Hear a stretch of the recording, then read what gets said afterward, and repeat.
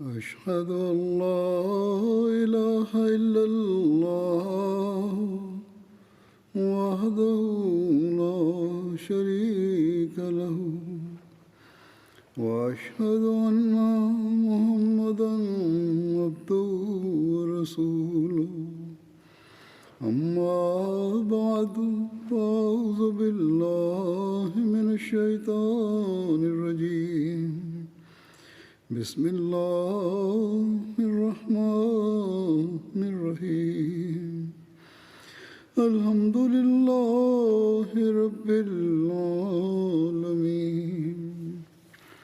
الرحمن الرحيم مالك يوم الدين إياك نعبد وإياك نستعين اهدنا الصراط المستقيم صراط الذين أنعمت عليهم غير المغضوب عليهم ولا الضالين.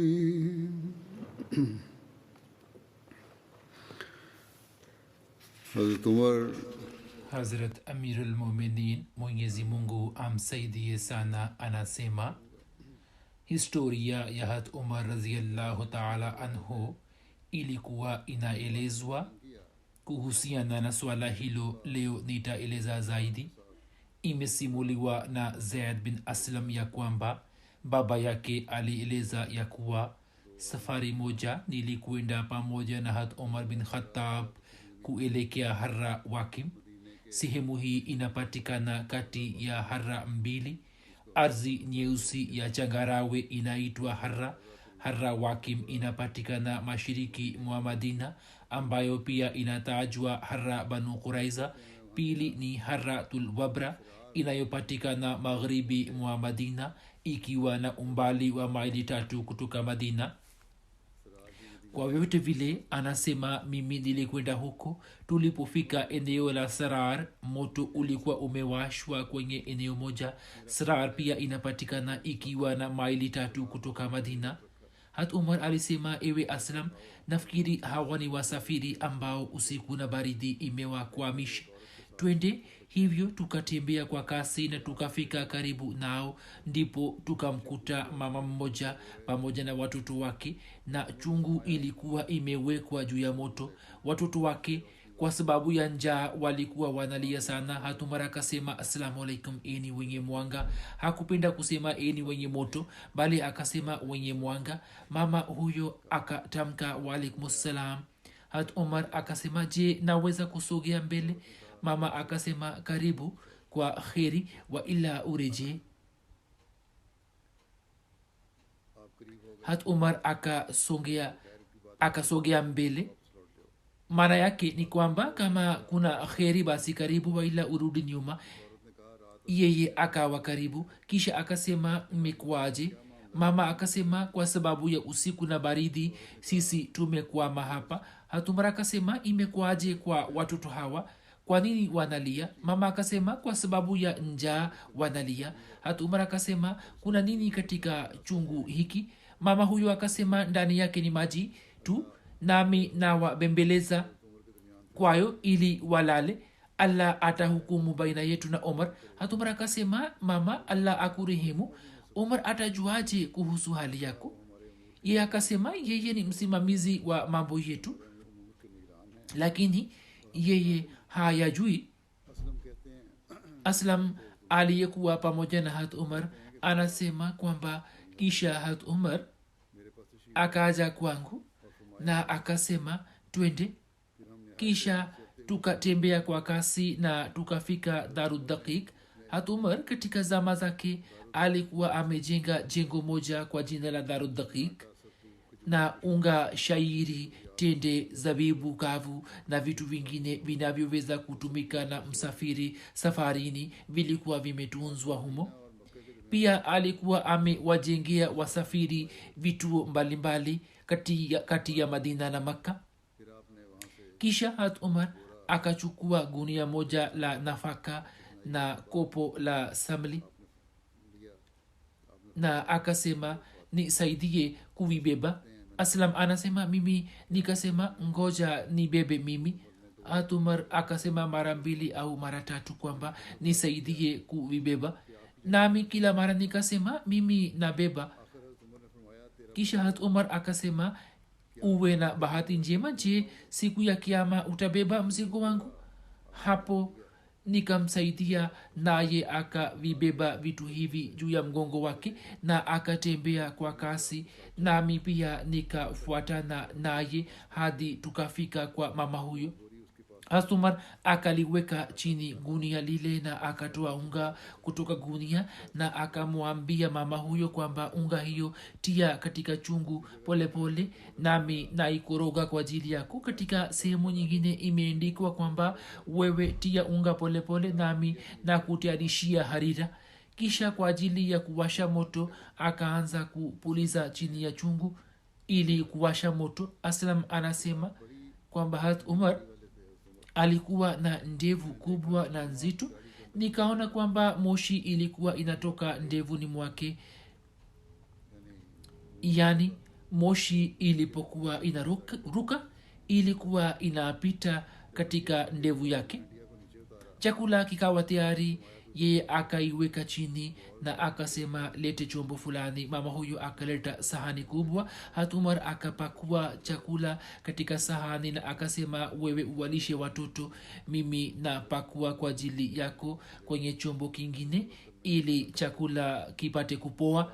Kisha akaendelea kufanya hivyo hadi watoto wote wakashiba vizuri na kilichobaki akakiacha kwake. Aslam anasema kisha Umar akasimama, nami pia nikainuka.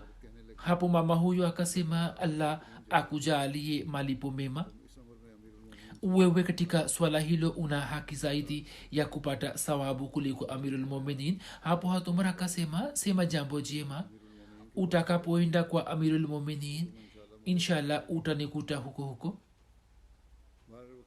Kisha anasema Umar akakaa pembeni.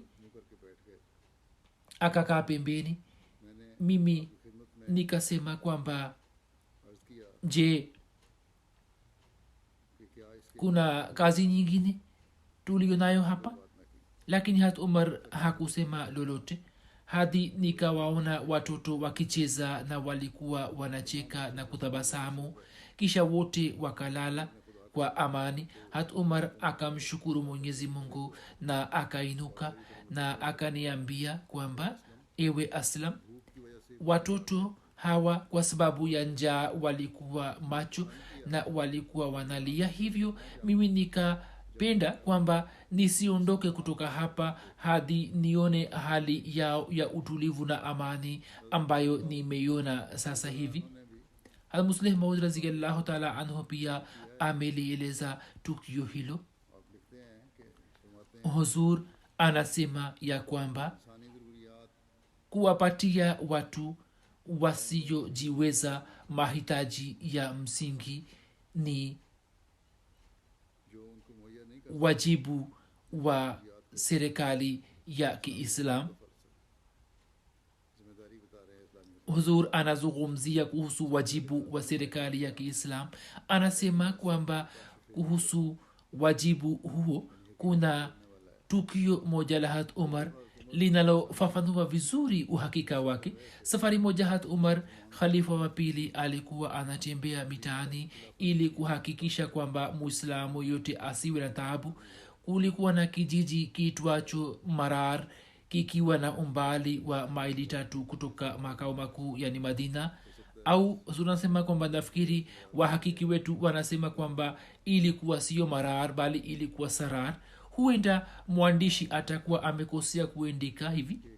Kwa vyovyote vile Umar akaona kwamba kuna sauti ya kilio inayotoka kutoka upande mmoja. Akaelekea huko na akamkuta mama mmoja akipika kitu fulani na watoto 2-3 walikuwa wanalia. Akamuuliza mama kuna nini? Yeye akasema kwamba watoto hawajala chochote na walipokosa utulivu basi nikaweka chungu juu ya moto ili niwabembeleze nao. wapate usingizi. Hat umar kwa kusikia hiyo akarejea madina, akachukua unga, samli, nyama na tende, kisha akaviweka katika gunia na akamwambia mtumishi wake kwamba nisaidie kuvibeba. Yeye akasema mimi nipo tayari kuvibeba. Hatumar akasema bila shaka saa hizi unaweza kubeba mzigo wangu, lakini niambie siku ya kiama nani atabeba mzigo wangu. Yani kuzingatia mahitaji yao kulikuwa na wajibu wangu, nami nimeghafilika kuutimiza. Hivyo kafara yake ndiyo hii kwamba mimi nivibebe mwenyewe na niwafikishie katika nyumba yao. Muslim Maud radhiyallahu anhu anaandika kwamba posho wanazolipwa watu wenye haja kutoka tukio hilo mtu yeyote asichukue maana hii kwamba hiyo ni njia ya kuwafanya kuwa wazembe. Hivyo anaandika kwamba Islam pale ambapo inatoa amri ya kuwawezesha maskini, wakati huo huo inafuta uzembe na uvivu. Yani posho hazilipwi ili watu wapate uzembe, na shabaha yake haikuwa hivi kwamba watu waache kufanya kazi, bali watu waliokuwa wamebanwa ndio waliokuwa wanalipwa posho hizi. Waila watu walikuwa wanakataswa kuombaomba, na Hatumar alikuwa anafanya mipango mbalimbali ili kuwazuia watu kuwa na tabia ya kuombaomba. Safari moja Hatumar akamwona ombaomba ambaye kitambaa chake kilikuwa kimejaa na unga, naye alikuwa anaomba. Hatumar akachukua unga yake na akatupa mbele ya ngamia, kisha akasema kwamba sasa omba. Hiyo inathibitisha kwamba ombaomba walikuwa wanalazimishwa kufanya kazi, wakiambiwa kwamba nyinyi mna afya njema, kwa nini mnaombaomba? Fanyeni juhudi na chumeni na kuleni. Na hapo akatoa mafunzo kwamba mkifanya tena nitawafanyeni hivi hivi, na mkinyanganywa itatupwa mbele ya wanyama. Ombaomba wengi wakitoa mfano huo wanasema kwamba angalieni jinsi Hazrat Umar alivyokuwa anawajali, lakini hawaoni jinsi Islam ilivyokataza kuombaomba. Na kuna suna ya Mtume sallallahu alaihi wasallam inayofafanua swala hilo, wao hawaioni. Kisha Hazrat Musleh Maud radhiyallahu ta'ala anhu ameeleza tukio hilo katika sehemu nyingine kama hivi. Anasema angalieni Hazrat Umar ambaye kutokana na haiba yake wafalme wakubwa wa dunia walikuwa wanatetemeka, na serikali za Kaisari na Kisra pia zilikuwa zinatetemeka.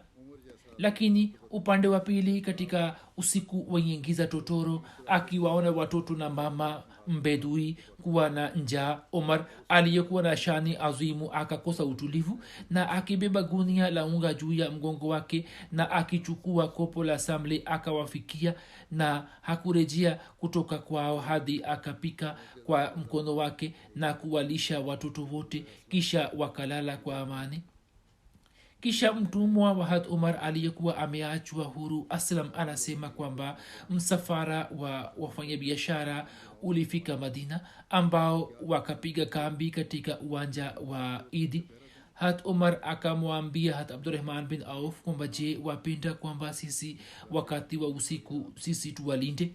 Yeye akasema ndio. Hivyo wote wawili wakaendelea kuwalinda usiku kucha na kufanya ibada. Hazrat Umar akasikia sauti ya mtoto mmoja akilia, akaelekea huko na akamwambia mama yake kwamba uwe na hofu ya Allah na uwajali watoto. Kisha akarejea, lakini baada ya muda mfupi akasikia tena sauti ya mtoto kulia, naye akaenda kwa mama huyo na akamwambia tena, kisha akarejea mahala pake. Wakati wa usiku akasikia tena sauti ya mtoto kulia. Hapo Hazrat Umar akamwendea mama yake na akasema kwamba ole wako, wewe ni mama usiyemjali mtoto. Imekuwaje? Naona mtoto wako ameendelea kulia usiku kucha.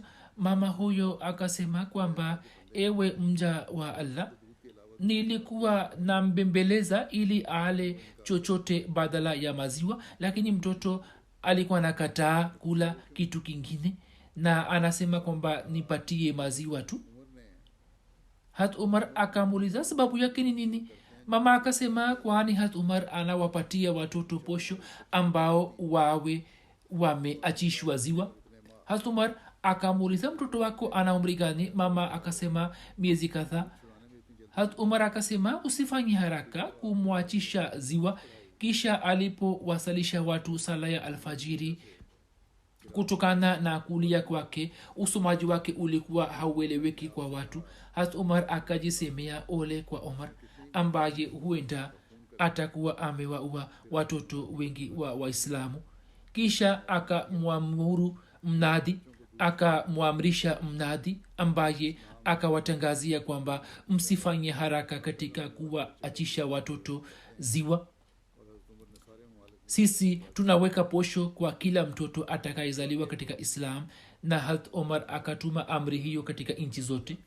Musleh Maud radhiyallahu anhu ameeleza tukio hilo hilo katika maneno yake kama hivi, akisema kwamba mwanzoni hat umar alikuwa hakupanga posho kwa ajili ya watoto wanaonyonya, lakini baadaye akakubali haki yao na akatoa amri kwamba sehemu yao wapatiwe mama zao.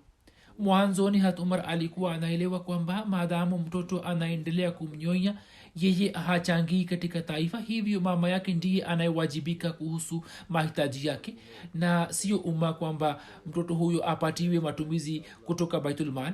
lakini safari moja hat umar alikwenda kwa ajili ya matembezi. msafara moja wa mabedui ulikuwa umefika nje ya mji. hat umar akamsikia mtoto mmoja akilia ndani ya hema, ilhali mama yake alikuwa anambembeleza ili apate usingizi. baada ya muda, licha ya kumbembeleza mtoto huyo hakunyamaza, ndipo mama yake akamzaba kofi na akasema kwamba sababu ya hali yako hiyo ni umar. hat umar akashangaa akifikiri kwamba ye amefanya nini. hat umar akamwomba mama huyo ruksa ya kuingia ndani ya hema na akamuuliza kwamba kuna nini. kwa kuwa mama huyo alikuwa hajui kwamba yeye ni hat umar, hivyo akasema shida niliyo nayo ni kwamba umar amepanga posho zote, lakini yeye hajui kwamba watoto wanaonyonya pia wanahitaji chakula. sasa mimi sina maziwa ya kutosha, hivyo mimi nimemwachisha ziwa ili posho yake ipangwe. hat umar akarejea na akachukua gunia moja la unga na akalibeba na kutaka kuondoka. mhudumu wa hazina akaja mbele ili kumsaidia, lakini hat umar akasema kwamba acha mimi nitabeba mwenyewe, nikipigwa mijeledi siku ya kiama, je utajibu kwa niaba yangu? sijui ni watoto wangapi ambao wamekufa kwa sababu ya kanuni hiyo. kisha hat umar akatoa amri kwamba watoto wanaonyonya pia wapangiwe posho zao. almasihi maud alaihissalatu wassalam anasema kwamba katika hadisi imesimbuliwa na Ammar bin Khuzaima ya kwamba hat umar alimwambia baba yangu kwamba kitu gani kimekuzuia kupanda miti katika ardhi yako? baba yangu akasema nimeshazeka. yani ye alikuwa hapandi miti mipya. hivyo baba yangu akasema mimi nimeshazeka, muda si mrefu nitakufa, hivyo nitapata faida gani ya kupanda miti? hat umar akamwambia kwamba unatakiwa kupanda miti, hoja yako si hoja, hivyo lazima upande miti. kisha anasema nikamwona hat umar ambaye alikuwa anamsaidia baba yangu na wote walikuwa wanapanda miti katika ardhi yetu. kisa hicho Masihi Maud al-Islam amekieleza alipoeleza kuhusu kuepukana na uzembe na uvivu, na akasema kwamba miti iliyopandwa na vizazi vilivyopita nini mnakula matunda yake, hivyo nini pia mupande miti kwa ajili ya vizazi vijavyo. Musleh Maud radhiyallahu anhu anasema ya kwamba hat umar radhiyallahu anhu alikuwa anatembea wakati wa usiku ili kujua hali ya watu. safari moja alipokuwa anatembea mtaani akamsikia mama mmoja akisoma shairi kuhusu mapenzi. siku ijayo akafanya upelelezi na akajua kwamba mume wake anaishi mbali kwa muda mrefu, yupo jeshini. kisha akatoa amri kwamba askari yeyote asikae nje zaidi ya miezi minne, na ikiwa askari fulani anataka kukaa nje kwa muda mwingi basi aiweke familia yake pamoja naye, waila baada ya miezi minne afisa wake amrudishe nyumbani. Katika maelezo yake sehemu nyingine imeelezwa hivi kwamba hat umar akamuuliza mama huyo, je, umezamiria kufanya mabaya? Aliposikia shairi yake mama huyo akasema, najikinga kwa Allah. hat umar akasema kwamba basi ujidhibiti nafsi yako, mimi ninamtumia mumeo barua sasa hivi.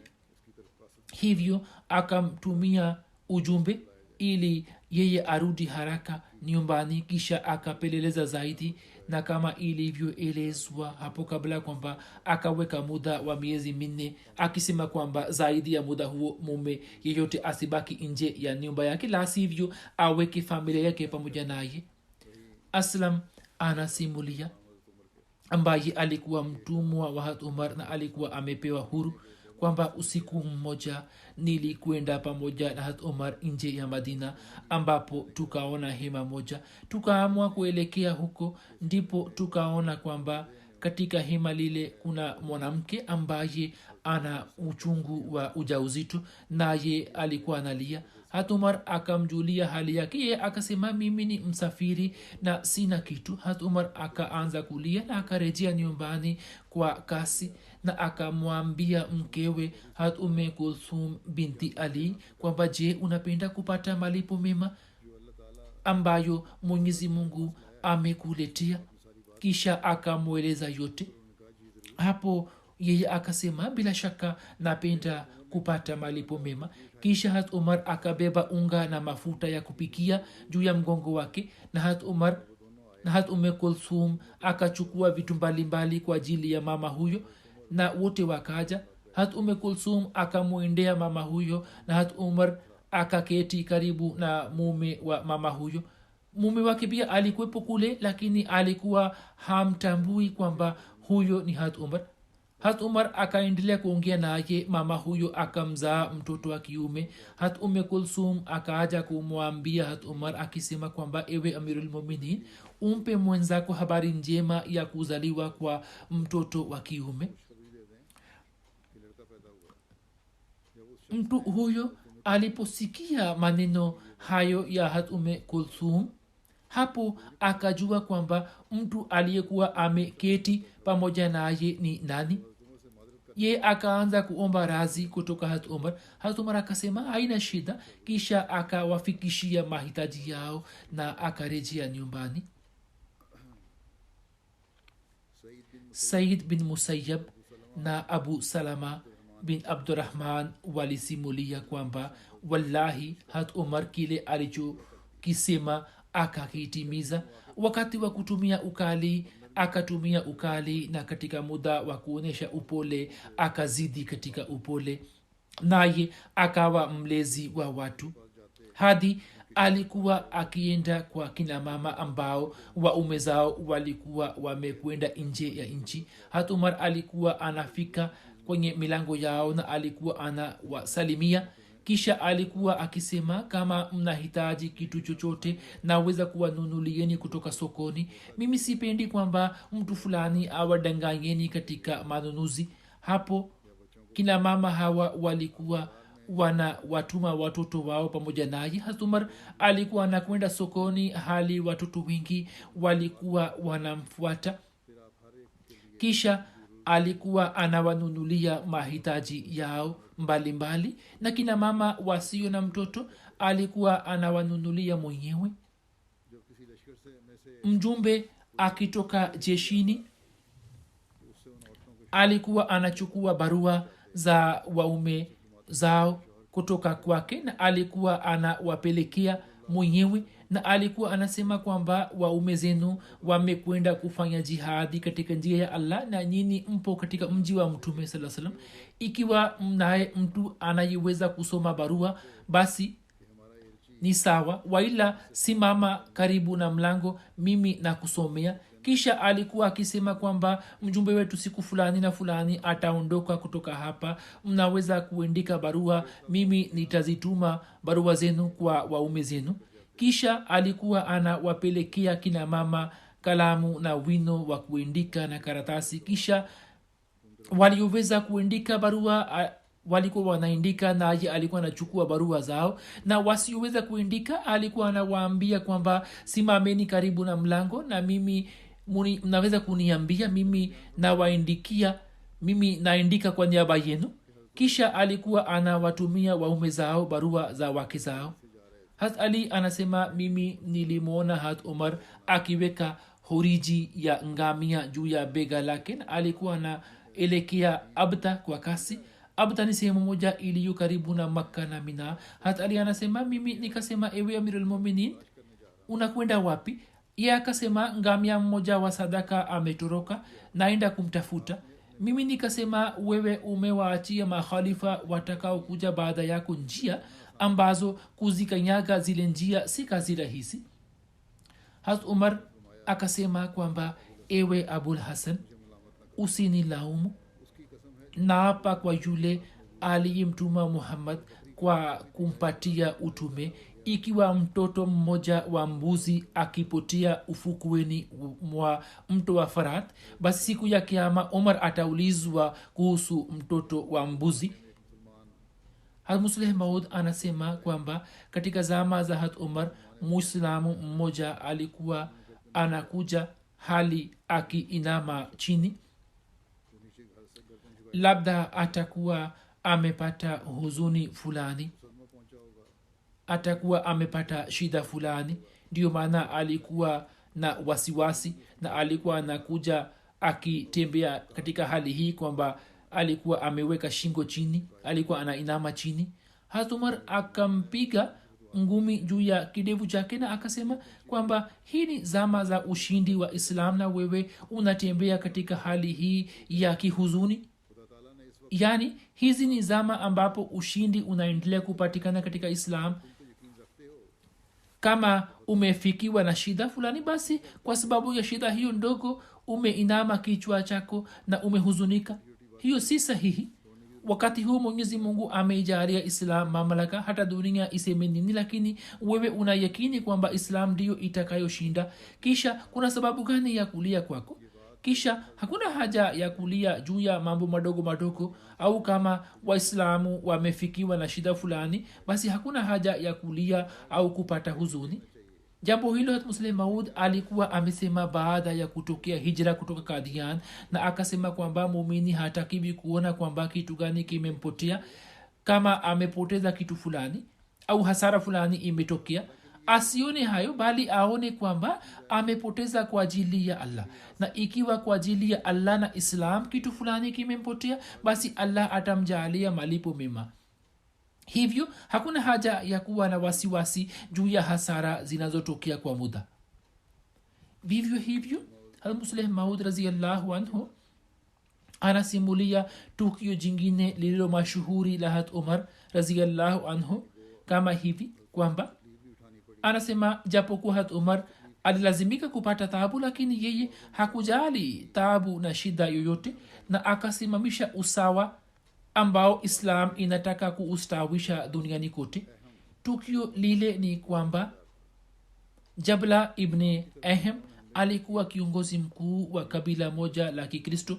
Waislamu walipoanza kuishambulia Syria, bwana huyo na kabila lake wakasilimu kwa pamoja na akaelekea kufanya hija. Wakati wa kufanya hija, sehemu moja kulikuwa na mjumuiko mkubwa wa watu. Kwa bahati tu muislamu fulani akamkanyaga mguu wake, na sawa na riwaya zingine mguu wa muislamu huyo ukakanyaga kanzu yake. Kwa kuwa yeye alikuwa anajifanya kuwa mfalme mkubwa na alikuwa anawaza kwamba watu 60,000 wa kaumu yake ni chini yake, bali sawa na historia inasemekana kwamba 60,000 ilikuwa idadi ya wanajeshi wake. Kwa vitu vile muislamu mmoja alipokanyaga mguu wake, mfalme huyo akapata hasira kali, na katika hasira akamzaba kofi na akasema, wewe unanizalilisha, hujui mimi ni nani? Ungetakiwa kuonesha heshima kwangu, lakini wewe umekanyaga mguu wangu. muislamu huyo baada ya kuzabwa kofi akaendelea kukaa kimia, lakini muislamu mwingine akanena akisema kwamba je, wajua kwamba dini ulioichagua ni islam, na katika islam hakuna tofauti ya wakubwa na wadogo, na hasa katika nyumba ya allah ambapo unafanya tawafu hakuna swala la tajiri na maskini.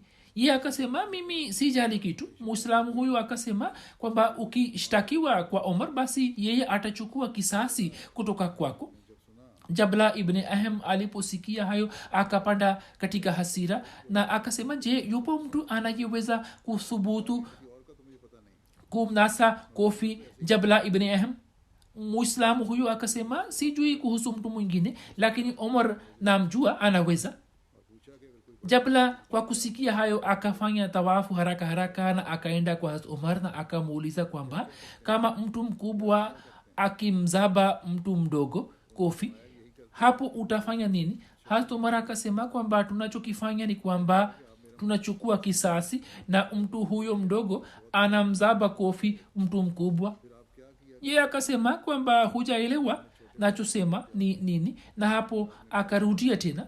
Hazrat umar akasema kwamba katika islam hakuna tofauti kati ya mkubwa na mdogo. Kisha akamuuliza kwamba ikiwa ye amefanya hivyo, hapo yeye akasema kwamba uongo. Akasema uongo, na hapo akainuka na akakimbia kutoka pale, na kisha akaritadi na akashiriki katika vita vya Roma dhidi ya Waislamu, lakini Hazrat Umar hakumjali. Huu ni ule usawa uliostawishwa na serikali ya Kiislam na ni somo kwa serikali za Kiislam za zama hizi. Khalifa mtukufu anasema kwamba habari hizi bado zinaendelea na nitazieleza katika siku za usoni.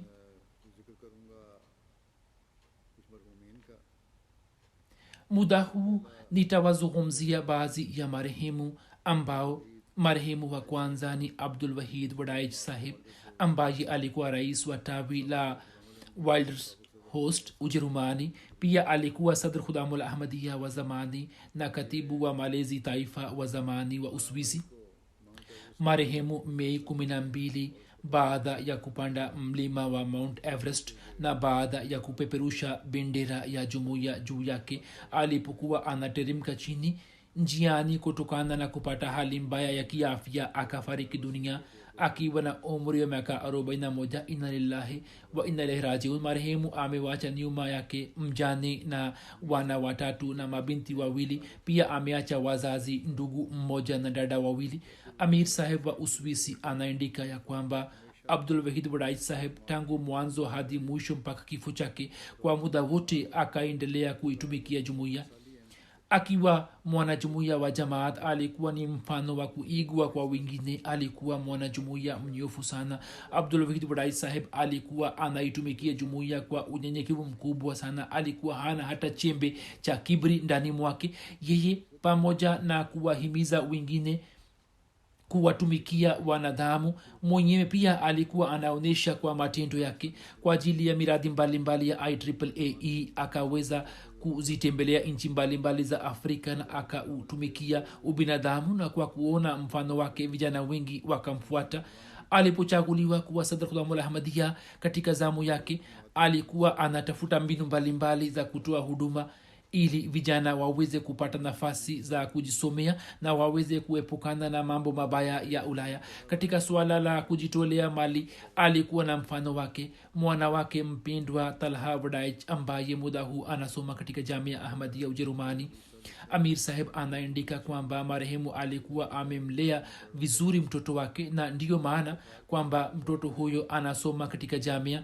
Kwa kifupi, Abdul Wahid Wadaij alikuwa ni mwanajumuiya mwenye kutimiza haki za Allah na haki za waja wake, na alikuwa ni mfano wa kuigwa kwa wengine. Hata watu wasiokuwa wanajumuiya nao pia wametoa salamu za rambirambi juu ya kifo chake. Bwana Stephen Lord anaandika kwamba Wahid Wadaij Saheb alifanya kazi pamoja naye katika kampuni ya Swisscom kwa miaka mingi, ambayo ni kampuni kubwa ya mawasiliano nchini Uswisi, na takriban kwa mwaka mmoja nikaendelea kufanya kazi nikiwa mjumbe wa timu yake. Mimi nilikuwa simheshimu kwa sababu ya taaluma yake tu, bali nilikuwa namheshimu kwa sababu ya matendo yake na kwa sababu ya hulka zake. Kwa muda wote Wahid Sahib alikuwa ananitendea kwa wema, alikuwa ni mwenye kuwasaidia wengine na alikuwa mwaminifu mno. Nilikuwa napenda kuzungumza naye juu ya mada mbalimbali. Mbashiri anaandika kwamba marehemu alikuwa na hulka njema sana, alikuwa anaupenda ukhalifa sana, alikuwa anakuja misikitini bila kukosa na alikuwa anajaribu kuswali sala ya Ijumaa na swala zingine misikitini. Alikuwa na tabia ya kuswali tahajudi. Bwana Rizwan Sahib ambaye ni katibu wa fedha taifa anasema kwamba Wahid Sahib alipokuwa anafanya kazi katika kampuni ya Microsoft nchini Uswisi, siku moja aliniambia kwamba tawi la Microsoft Uswisi linakaribia kufungwa na kuhamia Silicon Valley, nao wamenipa ofa kwamba niende pamoja nao, lakini mimi wanasema kwamba posho yako pia itaongezeka na utapata vitu vingine vingi na tutakupatia vitu mbalimbali. Lakini alisema kwamba mimi nimekataa, kwani hapa nchini nina wajibu mbalimbali wa jamaati, hivyo mimi sipendi kuziacha na kuhama. Kisha baada ya siku kadhaa akaniambia kwamba kwa fadhila ya Allah kampuni kubwa ya Swisscom imenunua tawi hili, na akasema kwamba wao walinitaka niende huko, lakini Mwenyezi Mungu amenifanyia wepesi hapa, na kwa fadhili za Allah mshahara wangu sasa ni zaidi kuliko mshahara wa mkuu wangu. Katibu wa mambo ya nje Bwana Zahid Sahib anasema kwamba mimi nilikuwa namjua marehemu tangu miaka 26 katika Khudamul Ahmadiyya, nikaendelea kufanya kazi pamoja naye. Marehemu alikuwa ni mtu mwema sana, mwenye kuswali sala zote, na alikuwa na tabia ya kufanya maombi. Alikuwa ni mwenye kuupenda ukhalifa, mtiifu, rafiki hamimu na mtu wa watu. Tangu ujana wake alikuwa na tabia tofauti na vijana wengine. Sikuwahi kumwona marehemu katika hasira wala sikuhisi hasira usoni mwake. Hakuwahi kuongea na mtu kwa sauti ya juu au kwa ukali. Tulipokuwa tunakosea alikuwa anatufahamisha kwa upole. Akiwa faraghani alikuwa anawatindia wakubwa na wadogo kwa wema na kwa hulka njema, na muda wote alikuwa na tabasamu juu ya uso wake. Alikuwa tayari kutoa nafsi, mali, muda na heshima kwa ajili ya dini. Wapo vijana wengi wa Uswisi ambao marehemu akawasaidia katika nyanja mbalimbali na akawasaidia ili waweze kupata ajira. Chini ya Khudamul Ahmadiyya marehemu alikuwa ameanzisha Ahmadiyya Hiking Club, na kwa njia hiyo akawafundisha vijana wengi. Alikuwa na azma kubwa. Anasema kwamba safari moja nilimuuliza marehemu kwamba je, unapofanya hiking unakuwa na hofu yote? Akasema hofu ninakuwa nayo, bali hata familia yangu pia haipendi.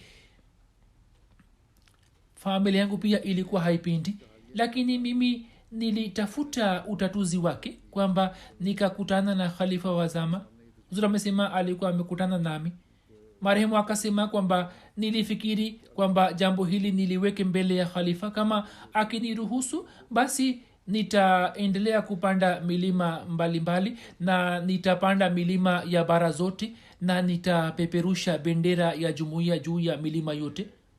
Akasema kwamba yeye alikuwa na hofu kwamba khalifa mtukufu asije akanizuia, lakini nilipomwambia kwamba peperusha bendera kote kote kama unaweza, hivyo akasema kwamba nitafanya hivyo. Na hapo kijana huyo hakuangalia nyuma, na kwa ajili ya kufanikiwa katika shabaha yake azimu akafanya juhudi kubwa, na mmoja baada ya mwingine akaendelea kupanda milima.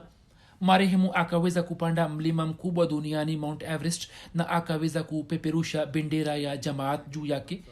mwandishi anaandika kwamba sijui kama kifo chake kinaweza kutajwa kifo cha kishahidi au la, lakini kutokana na ushuhuda wangu naweza kusema kwamba marehemu alikuwa na imani ambayo watu wema ndio wanaokuwa nayo, ambao wanaomba kifo cha kishahidi. Tunamesema, lakini katika fikra yangu kwa yakini marehemu kwa nia njema na kwa ajili ya kutimiza shabaha tukufu na kwa ajili ya kufikisha ujumbe wa Islam na Ahmadiyya amefanya juhudi kubwa na amefanikiwa, na kwa ajili ya shabaha hiyo akiwa safarini akatangulia mbele ya haki.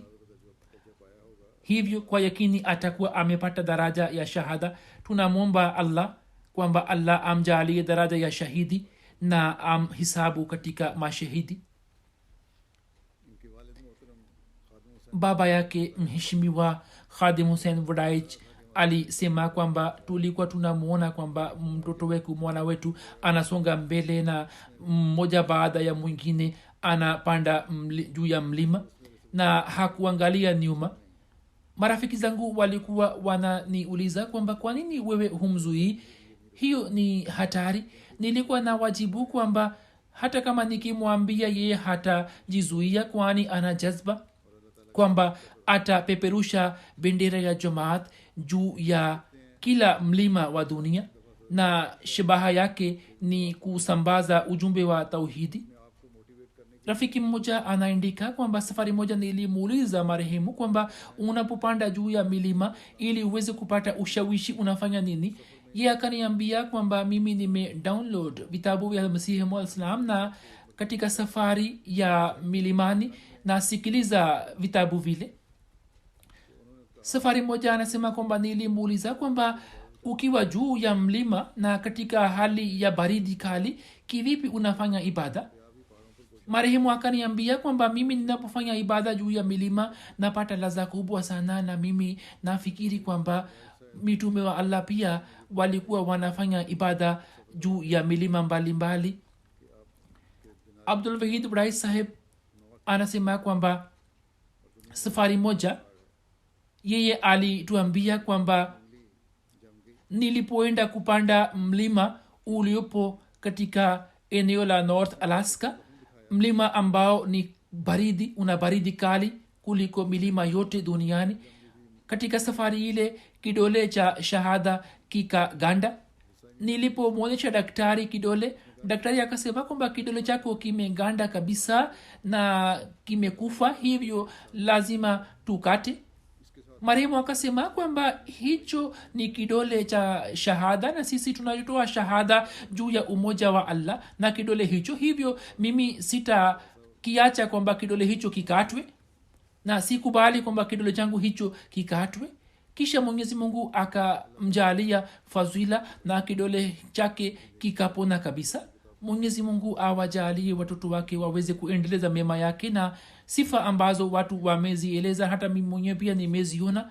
Kwa kweli alikuwa na sifa chungu nzima na alikuwa na sifa nyingi katika tabia yake. Alikuwa ni mwenye kusema labbaik juu ya kila amri ya khalifa. Alikuwa amezidi katika ikhlasi na unyofu. Sio kwamba alikuwa na maneno, bali alikuwa anaonyesha kwa matendo kwamba kwa kweli ana imani na unyofu, na alikuwa miongoni mwa watu ambao pale wanapoondoka pengo kubwa inapatikana. Lakini kwa vitu vile kama nisemavyo, shabaha yake ilikuwa ya kupeperusha bendera ya Allah, bendera ya dini juu ya kila mlima, na katika swala hilo yeye akafanikiwa. Mwenyezi Mungu amghofirie na amrehemu na amnyanyue katika daraja. Jeneza inayofuata ni ya Bi Amad Nur Sahiba ambaye alikuwa mke wa Dr. Abdul Malik Shamim Sahib na alikuwa binti ya Sahibzadi Amtu Rashid Begum Nami Abdurrahman Sahib. Juni 15 alifariki dunia mjini Washington, Marekani. Inna lillahi wa inna ilaihi rajiun. Kwa fadhila ya Allah, marehemu alikuwa musi. Marehemu alikuwa kitukuu wa Al-Masih Maud al-Islam na pia alikuwa kitukuu wa Khalifatul Masih al-Awwal. na alikuwa mjukuu wa musleh maud na sayida amatulahai sahiba, na alikuwa mjukuu upande wa baba, alikuwa mjukuu wa hadrat professor ali ahmad of bihar ambaye alikuwa sahaba wa masihi mwaislam. kama nisemavyo alikuwa ameolewa na mia abdul malik, dr abdul malik shamim sahib, ambaye alikuwa mwana wa molvi abdul baki sahib. mwenyezi mungu alikuwa amemjalia mabinti wawili. wakati wa kutangaza ndoa yake hadrat khamsi salis rahimullahu taala alisema kwamba aya za qurani tukufu zinazosomwa wakati wa kutangaza ndoa. baada ya kusoma aya hizo akasema kwamba katika aya hizi zinazosomwa wakati wa kutangaza ndoa, jambo moja ambalo limeelezwa ni hili ya kwamba kwa ajili ya kupata urekebisho, kwa ajili ya kujirekebisha kimatendo, kauli sadid, yani kauli iliyonyoka ni muhimu sana.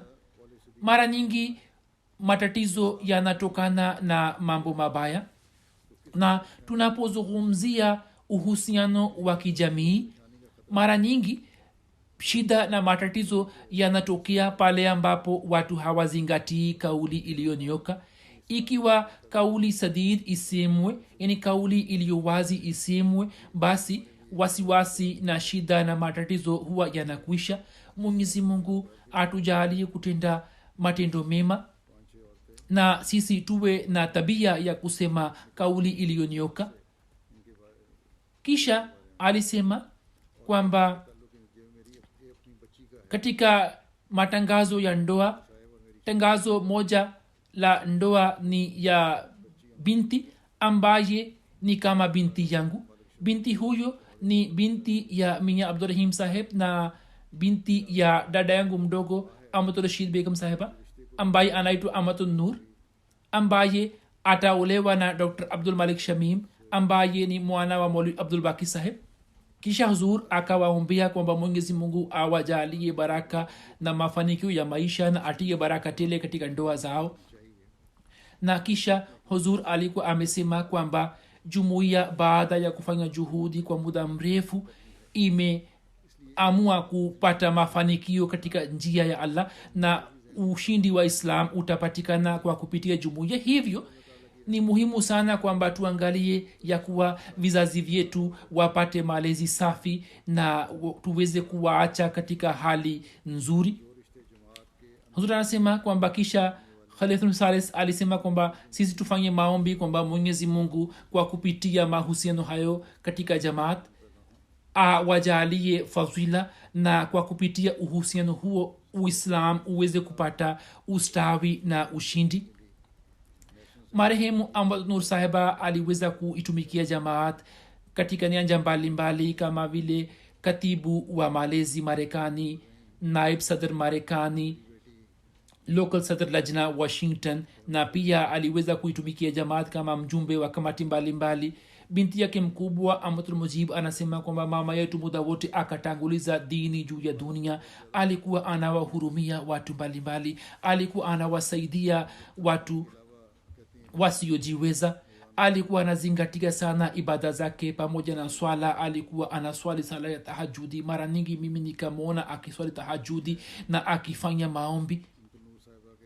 anasema kwamba kwa kuwa mume wake alikuwa amefariki dunia katika ajali fulani, binti yake anasema kwamba baada ya kifo cha baba yetu, mama yetu aliishi katika hali ya ujane kwa miaka 20, lakini alikuwa anamtegemea allah subhanahu wa taala, alikuwa anamshukuru mwenyezi mungu katika hali zote, na alikuwa anasema kwamba mwenyezi mungu anaendelea kutufanya hisani.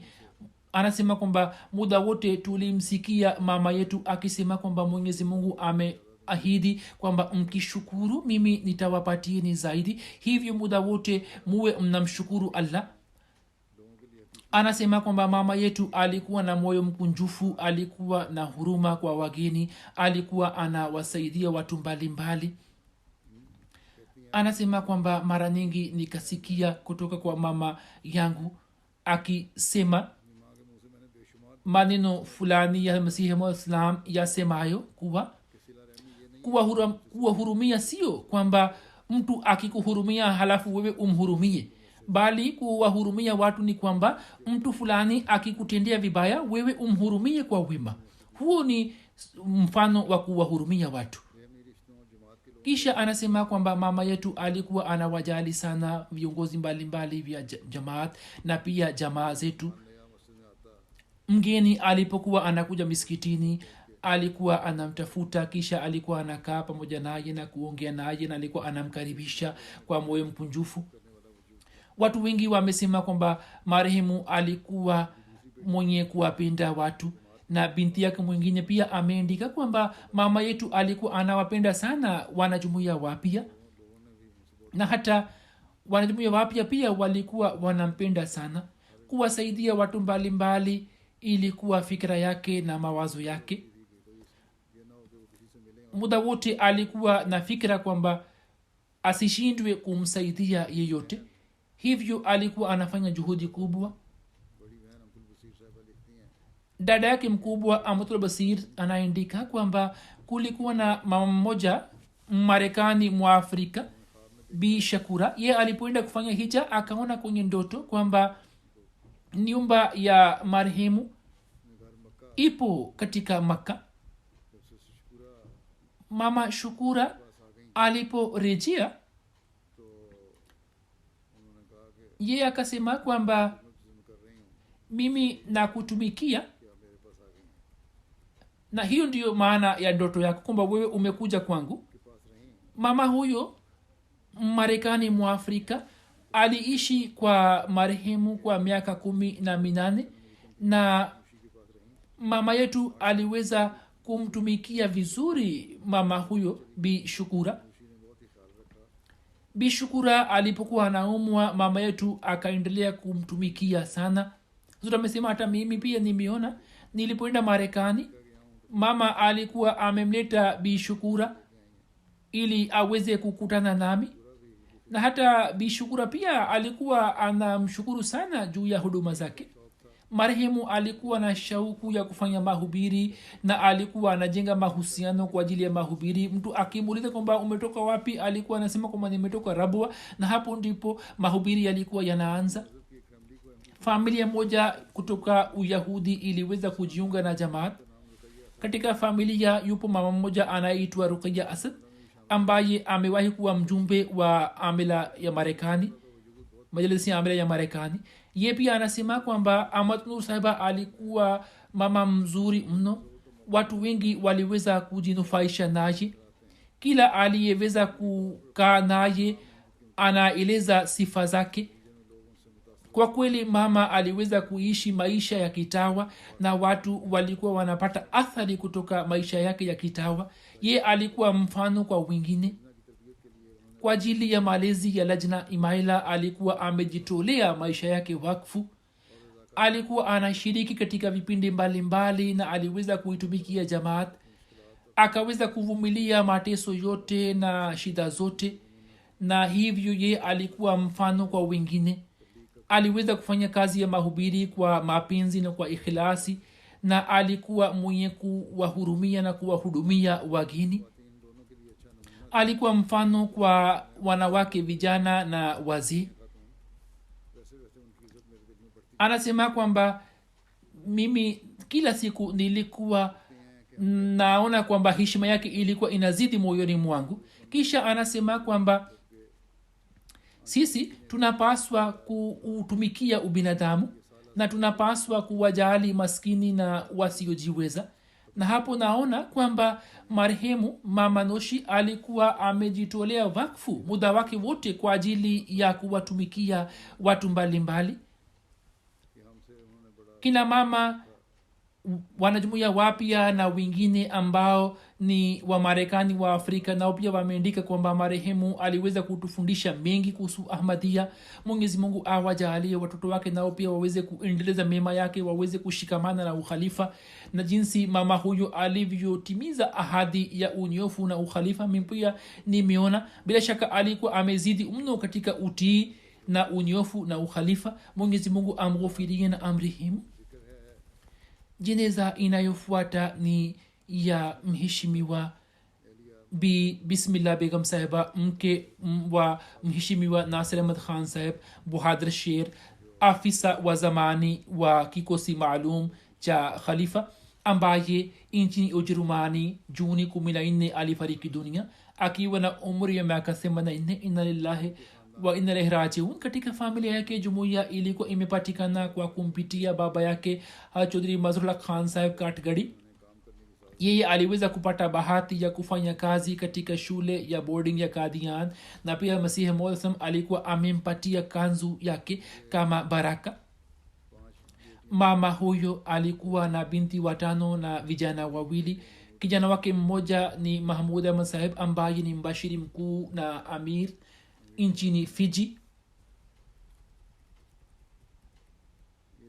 Mahmud Ahmad sahib ambaye ni mbashiri wa jumuiya katika nchi ya Fiji anasema kwamba baada ya kifo cha baba yetu, hela iliyokuwa inatoka kutoka ardhi kwenye shamba, mama alikuwa anatoa mchango kwanza na kisha alikuwa anatumia. Pia pension ya baba aliyokuwa anapata alikuwa hatumi, bali akaendelea kukusanya na kisha akajenga misikiti katika Tahirabad Junubi. Alikuwa anasema kwamba muda wote muendelee kushikamana na ukhalifa. Kisha anasema kwamba baada ya kifo cha baba yetu, mama yetu ndiye aliyetulea na aliyetupenda na aliyeendelea kutimiza mahitaji yetu yote. Nilipokuwa nasoma Jamia Ahmadiyya alikuwa ananiambia kwamba wewe ni mwanajeshi wa dini, umejitolea wakfu kwa ajili ya dini. Khalifa mtukufu akikuambia kwamba usimame sehemu fulani, basi uendelee kusimama pale pale na useme labbaik. Anasema kwamba baba yangu akitoka kijijini akaja kuishi Rabwa. Baada ya kuishi kule, jamaa zetu walikuwa wanatoka kijijini na walikuwa wanatujia katika Rabwa. Mama yetu alikuwa anawatumikia na alikuwa anawahudumia wageni kwa moyo mkunjufu. Alikuwa anawajali majirani. Pia wenzangu ambao walikuwa wanasoma pamoja nami katika jamia, mama yangu alikuwa anasema kwamba hawa watoto ambao wanaishi bweni, saa nyingine uwalete nyumbani ili waweze kuishi vizuri hapa. Na mama yetu alikuwa anawatumikia wanafunzi wote wa jamia kwa mapenzi, na wabashiri wengi ni mashahidi juu yake. Na katika wanafunzi hawa walikuwa wanafunzi ambao walikuwa wametoka Indonesia na kutoka nchi mbalimbali za Afrika. Mama yetu alipokuwa anapata pesa fulani alikuwa anatoa katika mchango. Murabi Sahib pia kutokana na mahubiri, kutokana na shughuli zake za kidini, hakuweza kushiriki katika mazishi yake. Kama nisemavyo, yeye ni mbashiri mkuu na amir nchini Fiji. Mwenyezi Mungu amjalie subira na utulivu, na awajalie watoto wake wengine nao pia waweze kuendeleza mema yake, na Mwenyezi Mungu amghufirie na amnyanyue katika daraja na amrehemu. Jeneza inayofuata ni ya Colonel Javed Rushdi saheb ambaye alikuwa mwana wa Chaudhry Abdul Ghani Rushdi saheb wa Rawalpindi. Muda mchache uliopita kifo chake kilikuwa kimetokea. Inna lillahi wa inna ilaihi rajiun. Kwa fadhila ya Allah alikuwa Musi baada ya kustaafu kutoka jeshini akaendelea kuitumikia jamaat kama katibu wa elimu, katibu wa wakf jadid, katibu wa rishtanata na katibu wa wasia.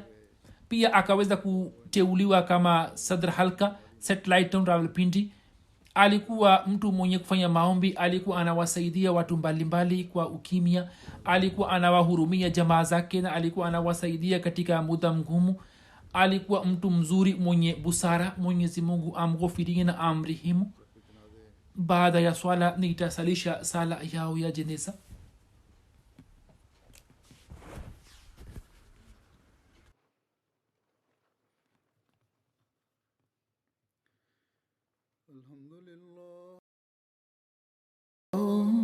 الحمد لله نحمده ونستعينه ونستغفره ونؤمن به ونتوكل عليه ونعوذ بالله من شرور أنفسنا ومن سيئات أعمالنا من يهده الله فلا مضل له ومن يضلل فلا هادي له ونشهد أن لا إله إلا الله ونشهد أن محمدا عبده ورسوله عباد الله رحمكم الله إن الله يأمر بالعدل والإحسان وإيتاء ذي القربى